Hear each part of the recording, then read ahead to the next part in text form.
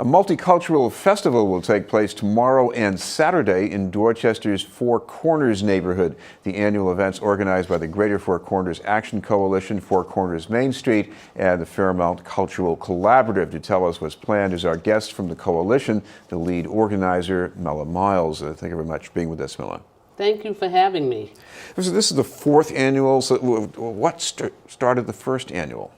Actually, I think it's the fifth annual. Fifth annual. I've lost all count. So it's just growing and growing every year. It started out that we were opening our train station at Four Corners, and we wanted to celebrate that. So we had a small celebration back then. Then the next year we had some new like bodegas had changed over to ownership of like Bangladeshi folk. And there started to be a little bit of weird dynamics between them and some of our Latino residents. And we wanted to have something multicultural to bring the community together. And so we started, that year we had some Indian dancers from India. We had Trinidadian steel pan players, jazz musicians, local children dancing. And so that's how it's grown out of that.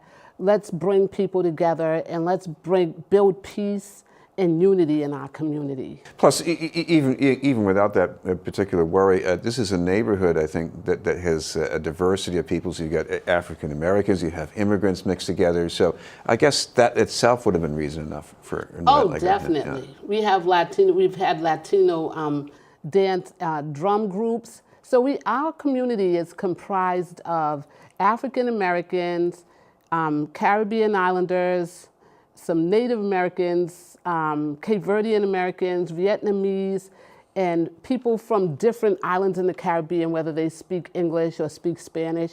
And so we want to bring people in together and just find ways of building community. Well, what's it like being at an event like this and you get all these people you're crossing paths with there? We had one the year before last. We had Four Corners for Love, and we had this whole love covenant, and we were taking pictures in this cutout of a heart with people's faces in there. And it's really awesome because you come in and you have a Trinidadian dressmaker who makes clothes out of beautiful African fabrics, Gloria's African fabrics and designs. And so we have that. And then we'll have someone else who might cook a different type of food. Then we have the No Pressure on Us group that's in Four Corners where they're working with the children and they're teaching them to dance and having after-school parties, after-school programs and dance programs and all sorts of things like that. So you have a little smattering of everything. We have a local artist and musician who paints the children's faces, Miss Carol D. Carter, and she's been doing that for years. So it's really an exciting event. This is BNN News, and we're talking with Mela Miles from the Greater Four Corners Action Coalition. Well, of course, it also strikes me here, because of the partners in this event, there's the cultural corridor here. I'm thinking of Fairmount Indigo is transportation, maybe access to jobs. Why is culture so important for this whole corridor? So because we have so many different cultures along the corridor. You can go to Hyde Park, there's a high African and Haitian community there. And then you have Four Corners that has this multicultural. And then you get to Upham's Corner, for example, full of Cape Verdean Americans and Latinos and African Americans. And there's so many different people all throughout our community that we're working on connecting all of the different spaces along the line that are directly around the stations on the Fairmount line. And so we have something called the Fairmount Cultural Corridor Collaborative. So this year we have a number of different cultural events that are happening and festivals. And so this is Communities of Culture, or the Culture of Community. And so that's our theme for this year. And so we're actually connecting all of those events together. If you go online, you can find more information about that, the Fairmount Corridor, Fairmount Cultural Corridor. Chris, the other thing is you're encouraging people to take pride in these cultures. To some extent they do anyhow, but why have an event to reinforce that? Because we can get lost. There's a lot going on in our communities now where we see people being forced out.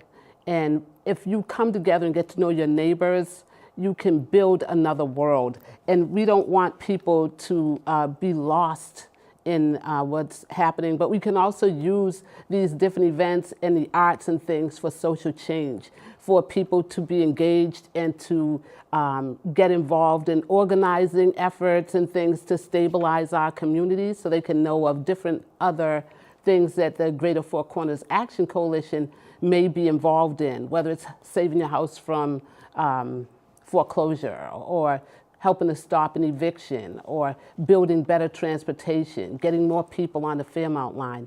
So if we come out to these events, then we can get to know each other, and we can build community through that. I know we've had you on before talking about trying to get better service on this line, build up the ridership, and I guess there are rumors out there that maybe there's going to be some change in store for this line, especially about where it begins and ends.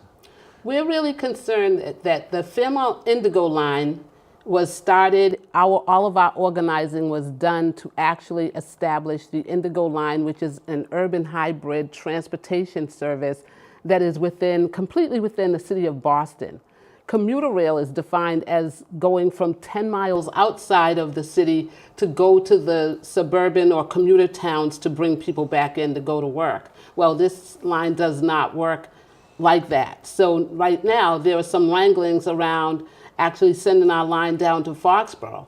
We're worried that the work that we've done so far will be diluted, or it will be eliminated or discounted, and we could lose all of the traction that we've gained.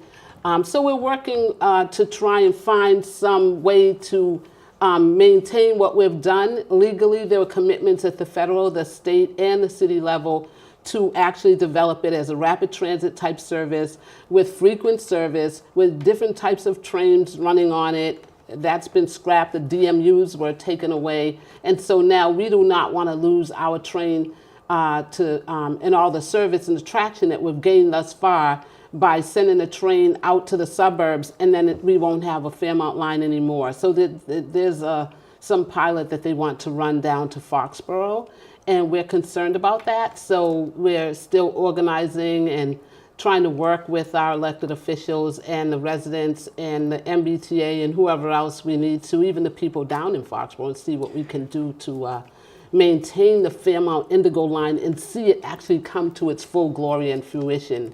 Well, finally, we should make sure our viewers know in detail about when and where the festival is happening. This is tomorrow and Saturday, and what hours are we talking about, and which streets? It's being held at the Mother's Rest Park, and the Mother's Rest Park is at 410 Washington Street. It's from noon till 5 p.m., and we'll have food, we'll have all kinds of local vendors, musicians, we have Stages Dance Group, we have the Curtis Rivers Jazz Band, John I, Roots Band. We have a bunch of different, fabulous local artists who are going to be performing there.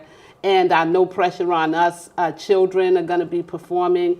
And then we'll have, you can come out, shop, learn more things about what's going on in the community, get involved, do some movement. We have a lot of really interesting, get your face painted. And you get a great view of Dorchester Bay, too. Yes, the view is fabulous. Well, thank you very much for being with us. Thank you for having me. Mela Miles from the Greater Four Corners Action Coalition.